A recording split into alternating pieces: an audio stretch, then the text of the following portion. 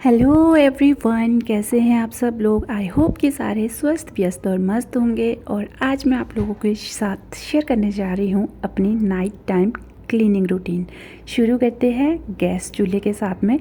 मतलब ये तो हर कोई करता है बेसिक चीज़ें। प्लीज़ डोंट जज मी। ऐसा मत सोचना कि मैं आप लोगों को सफाई सिखा रही हूँ, ऐसा बिल्कुल भी नहीं है। मैं जस्ट अपना रूटीन आप लोगों के साथ शेयर कर रही हूँ कि मैं नाइट टाइम में अपने किचन की किस तरह से सफाई करती हूँ, दैट्स ऑल। तो होता क्या है ना कि जहाँ पे हम तड़का लगाते हैं वहाँ पे ज़्यादातर हमारी टाइल्स जो होती हैं उनके ऊपर तेल के छींटे पड़ जाते हैं। अगर आप उनको रेगुलरली रोज़ साफ़ नहीं करोगे तो वो काफ़ी ज़्यादा ज़िद्दी दाग बन जाते हैं। तो इसीलिए इनको ज़िद्दी दाग नहीं बनने देना है। रोज़ के रोज़ जो है वो क्लीन करते जाना है। जितनी बार आप तड़का लगाए उतनी बार भी क्लीन कर सकते हो, और नहीं भी तो रात को तो फाइनल टच के टाइम पे ज़रूर साफ़ करें टाइल्स को। उसके बाद जितने भी आपके अप्लाइंसेस है, जैसे मेरे पास ये इलेक्ट्रिक केटल है, तो लाजमी है कि इसको क्लीन करना है। वॉश करके भी रख सकते हो, वैसे कपड़े से साफ़ भी कर सकते हो बाहर से, ठीक है। तो यहाँ पे सबसे पहले हम अपनी जो टाइल्स है उनको क्लीन कर रहे हैं, जो वॉल्स टाइल हैं। और जो हमारा काउंटर टॉप है उसमें तो 100 बार पोछा लगता है, 100 बार पोछा लगता है डेली का। रोज़ का दिन में पता नहीं कितनी बार लगता होगा, सबके घर में ही होता है ये तो यहाँ पे मैं जितने भी अप्लाइंसेस हैं उनको मैं बहुत अच्छी तरह से क्लीन करती हूँ डेली के डेली। हम सबको ये होता है कि हमारी जो नई चीज़ें होती हैं ना उनकी तो हम बहुत अच्छे से केयर कर लेते हैं, लेकिन जैसे जैसे वो पुराने होते जाते हैं उसके बाद हम उनको मतलब बहुत ही सिंपल तरीके से बस सब फॉर्मेलिटी से क्लीन कर लेते हैं। बट अगर उनको जब नए हैं उस टाइम पे आप इस तरह से ध्यान रखो कि वो इतनी जल्दी पुराने ना हो, तो आप रेगुलरली उसका उतने ही अच्छे तरीके से ध्यान रखोगे। तो जितने भी अप्लाइंसेस हैं उनका अच्छी तरह से सफाई रखें, केयर करें उनकी। तो यहाँ पे मैंने अपना इंडक्शन भी अच्छी तरह से क्लीन कर लिया है और काउंटर टॉप क्लीन है ऑलरेडी। तो मैं जो वॉल स्टाइल है उस पर भी पोछा लगा रही हूँ अच्छी तरह से, क्योंकि हम यहाँ पे कुछ ऐसा तो है नहीं कि बहुत ज़्यादा खाना बनता है, तो दिन में 2 तड़के लगते हैं ज़्यादा से ज़्यादा, तो इसीलिए इतने ज़्यादा गंदा भी नहीं होता है। तो यहाँ पे मैं जो अपनी केटल है, इलेक्ट्रिक केटल, उसको भी बाहर से क्लीन कर रही हूँ। वॉश भी करती हूँ डेली के डेली, बट इसको लास्ट टाइम मैं टचअप के लिए साथ में पोछे से साफ़ कर देती हूँ मतलब। और ये मेरा कटलरी स्टेशन है। यहाँ पर मेरी जो कटलरी ट्रे है इसको भी रोज़ के रोज़ जो है वो कॉटन इसके पोछे से ही साफ़ करती हूँ, क्योंकि अगर इसको वॉश करते हैं ना तो वॉश करने के बाद इसको सूखने रखना पड़ता है, तो इतना टाइम नहीं होता है रात में। तो इसलिए सिंपली इस पोछे से साफ़ करती हूँ, जो कि बहुत अच्छी तरह से साफ़ कर लेता है। और जो अपने मसाले धनिया उसको भी मैंने पोंछ के रख दिया है, और जो ऑयल बॉटल है उसको भी जो है वो साफ़ करके इसमें प्लेस कर दिया है। इसको भी साफ़ करना बहुत ज़रूरी होता है, क्योंकि बाद में तो एक बार ही में सारा बर्डन अपने ऊपर पड़ जाता है। इससे अच्छा डेली के डेली थोड़ी थोड़ी सफाई करते रहें। और बस जो फ़िल्टर है इसको मैं रोज़ के रोज़ तो वॉश नहीं करती हूँ, लेकिन ये है कि बाहर से इसको अच्छी तरह से क्लीन कर लेती हूँ, क्योंकि मुझे आलस भी लगता है सच बोलूँ तो इसको रोज़ के रोज़ वॉश करने में, क्योंकि इसमें पानी बहुत ज़्यादा होता है। अगर इसको वॉश करना होता तो खाली करना पड़ता है, फिर किस में रखे पानी, बहुत सारे लफड़े होते हैं मतलब लेकिन जो ट्रॉली है जो मेरी बर्तन रखने की, इसके नीचे मैं अच्छी तरह से सफाई करती हूँ, क्योंकि पानी इसके नीचे रिसता रहता है ना ऊपर से, तो उसमें ना स्मेल पड़ने लग जाती है। कई बार ऐसा होता है कि स्मेल आने लग जाती है, इसीलिए इसके नीचे वाला पोर्शन हमेशा क्लीन करना है डेली की डेली। साफ़ करने से जो है वो यहाँ पे ना तो नीचे वो चिपचिपाहट सी रहेगी और ना ही कोई बदबू आने के चांसेस रहते हैं। आजकल तो विंटर है, विंटर में इतनी प्रॉब्लम नहीं होती है, लेकिन अगर गर्मियों के टाइम पर ऐसे पानी कहीं पर भी थोड़ा सा भी स्टोर होगा ना तो उसमें जो है वो एकदम से चिपचिपाहट आ जाती है और स्मेल सी भी आने लग जाती है। तो गर्मियों के पर्पज़ पे तो मैं अपनी हैबिट तो हम शुरू से जैसी होती है वैसी रहती है हमेशा के लिए। ऐसा नहीं कि सर्दी और गर्मी के मौसम के हिसाब से हमारी हैबिट चेंज होती है, हो भी जाती है थोड़ी बहुत चीज़ों में, हो भी जाती है। तो बस काउंटर टॉप हमारा क्लीन हो गया, वॉल्स जो टाइल्स हैं वो कंप्लीट हो चुकी है साफ़ करके।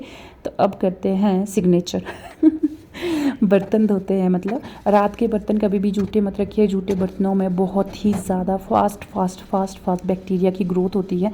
तो हमेशा रूल बनाइए रेगुलर, जब भी आपका जो रूटीन है उसके हिसाब से आप डेली के जो है वो अपने बर्तन क्लीन कीजिए। मैंने देखा है मतलब बहुत से, चलो वो तो एक्सेप्शनल केसेस होते हैं कि आप कभी बहुत लेट आ रहे हो, आप थके हो, आपकी इतनी कैपेसिटी नहीं है कि आप रात को बर्तन साफ़ कर सको, वो एक्सेप्शनल केसेस होते हैं। लेकिन कुछ लोग होते हैं जिनको डेली का ये होता है कि रहने दे यार, रात को क्या सुबह धो देंगे बर्तन, तो वो बिल्कुल भी ना करें। बिकॉज रात के टाइम पे मतलब दिन रात कभी भी जूठे बर्तनों में बहुत ही तेज़ी से बैक्टीरिया ग्रो करते हैं। और ये इनका लंच बॉक्स है, तो इसकी जो ये पट्टी होती है ना, मतलब जो हैंड उठाने के लिए इसमें जो लगा है साइड से, मुझे नहीं पता इसका साइंटिफिक नाम क्या है, तो इसको अच्छी तरह से क्लीन करती हूँ मैं। विम के साथ में जो है वो स्क्रबर के साथ में इसको अच्छी तरह से रगड़ के जो है वो साफ़ कर लेती हूँ, ठीक है। तो बर्तन तो यहाँ पर धुल चुके हैं ऑलमोस्ट, और यहाँ पर उसके बाद जो है ना, बर्तन रखने के लिए मैं सीधा डोली पे नहीं डालती हूँ, कुछ कुछ बर्तन रखती हूँ, कुछ कुछ जो है वो एक ट्रे है मेरे पास, ट्रे में रखती हूँ। उसके बाद जब पानी थोड़ा निटर जाता है उसके बाद मैं इन पर रखना शुरू करती हूँ। तो यहाँ पे ये है जी दूध की बोतल, जिसमें घर से दूध आता है, तो उसको गर्म पानी से मैंने वॉश करके रख दिया है साइड में।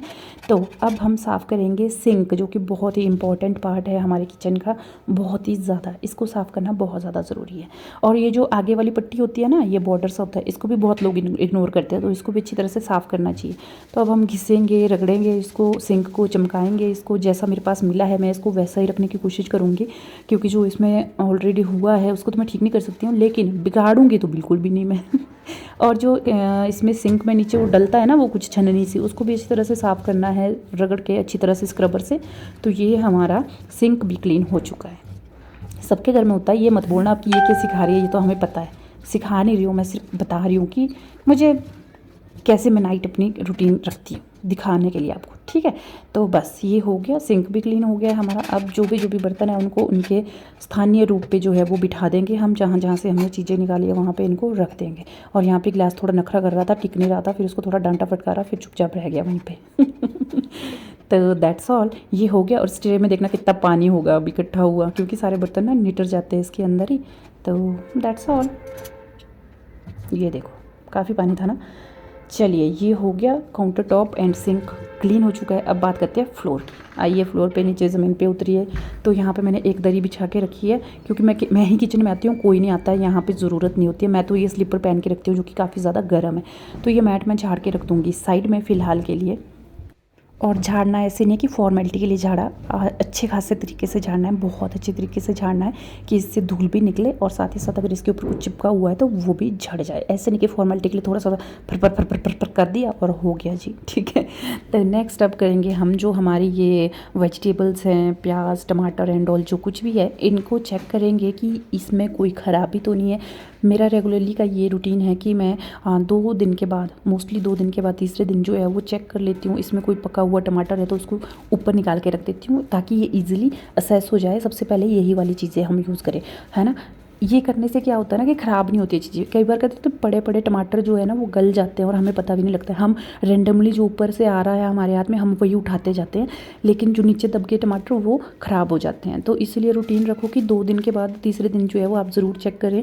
डेली के भी कर सकते हो अगर आप इतने एक्टिव हो। मैं तो इतनी एक्टिव नहीं हूँ, मैं जितनी हूँ उस हिसाब से कर रही हूँ। तो मैं 2 दिन के बाद यानी कि तीसरे दिन अल्टरनेटली जो है वो उसको चेक करती रहती हूँ। कोई टमाटर होगा जो पक गया उसको ऊपर निकाल देती हूँ। तो यहाँ पे मैंने दिखाया था ना कि एक लहसुन जो है ना उसमें ना ऊपर को कलियाँ निकलने लगी थी, यानी कि वो ख़राब होने लग गया था।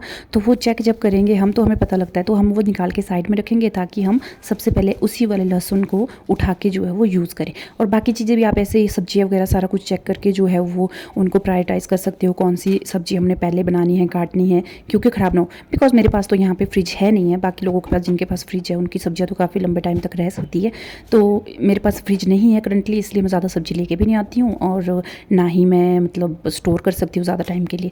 तो दैट्स ऑल, बस अब यहाँ पे झाड़ू मारेंगे। अब बहुत से लोग बोलेंगे रात को झाड़ू नहीं मारते, मारते भी है तो कूड़ा बाहर नहीं निकालते। तो यहाँ पे मैं झाड़ू मार के, डस्टबिन अंदर ही है तो कोई इशू नहीं है, झाड़ू मार के अंदर ही हमने कूड़ा रखना है, बाहर नहीं ले जाना है। और काउंटर जो हमारे ये राशन बॉक्स है ना, इनको भी अच्छी तरह से साफ़ करना है पोछे के साथ में, ताकि ये भी बेचारे नए चमके। बेशक इनको नीचे रखा है हमने बेशक इनको ग्राउंड फ्लोर में रखा है हमने, दबा के रखा है बेचारों को, पर केयर तो इनको भी देनी है पूरी ना। तो इनको भी जो राशन बॉक्स को अच्छी तरह से क्लीन करके रखना है। और मैं एक सच्ची बात बोलती हूँ, अपने किचन को अगर ऑर्गेनाइज रखना है तो कम से कम सामान रखो अपने किचन में। जितना ज़्यादा सामान होगा उतना ज़्यादा आपका किचन में खलारा मचेगा और वो ऑर्गेनाइज नहीं रहेगा।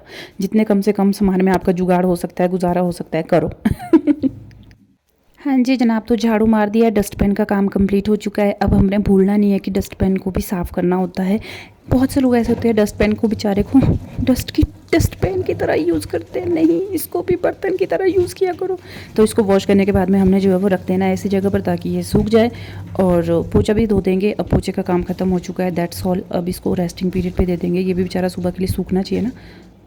चलो जी, यहाँ फटाफट से हम नज़र मारेंगे जो हमने अपनी ग्रॉसरी की दुकान लगाई है, यानी कि ये डब्बे डुब्बे जो बिठाए हैं, चेक करेंगे। सारा सामान वहीं पे ही है जहाँ पे रखा था, कुछ ऊपर नीचे है तो उसको एडजस्ट करके रखिए। मेरा सारा सामान एक्यूरेट जगह पर था, सिर्फ ये हैंड वॉश था जो उठा के ऊपर रखा गया था ध्रुविन की पहुँच से दूर रखने के लिए, दैट्स ऑल। तो इसको मैंने उठा के रख दिया इसके डेजिग्नेटेड प्लेस पे। चलिए जनाब, अब ज़रा एक नज़र मार लेते हैं कि एक वेल ऑर्गेनाइज्ड और साफ़ किचन कैसे लगता है। चलिए शुरू करते हैं। तो देखिए, साफ़ किचन की निशानी क्या है। बॉटल रखिए ना, बॉटल की परछाई नीचे दिख रही है आपको, है ना। इसके ऊपर, शेल्फ़ के ऊपर, समझो शेल्फ़ बहुत अच्छे से साफ़ हुई है। ये देखिए इंडक्शन के ऊपर पूरी वायर वगैरह नज़र आ रही है। इट मीन्स इंडक्शन बहुत अच्छी तरह से चमका है। गैस के ऊपर भी कढ़ाई की परछाई नज़र आ रही है। इसका मतलब मैंने बहुत मेहनत के साथ में सफाई की है। ऐसा कुछ नहीं है, ये नए भी है ना, इसलिए ज़्यादा ही चमक रहे हैं थोड़े। और ये रहा मेरा कटलरी स्टेशन, जो कि मैंने साफ़ करके रख दिया है बिल्कुल ही। और यहाँ पर मैंने आटा रखा है, आटे के ऊपर दूध रखा है। ठीक है, मेरे पास फ्रिज नहीं है जैसे कि पहले बता चुकी हूँ, इसलिए इसको कोने में बिठा देती हूँ ताकि यहाँ पर ठंड जैसी रहे। और दैट्स ऑल। मेरा सिंक बिल्कुल एकदम चकाचक है, बिल्कुल चकाचक कर रहा है। That's all. छोटा सा तो किचन है यार, क्या दिखाऊंगी मैं इतने छोटू से किचन में। बस यहाँ पे मैंने बर्तन जो है वो रख दिए हैं सफाई के साथ में, जहाँ जहाँ इनकी जगह, ताकि मुझे सुबह आते ही इधर उधर ताक झांक ना करनी पड़े। जो चीज़ मुझे चाहिए होगी सीधी उठा के यूज़ कर ली। That's all.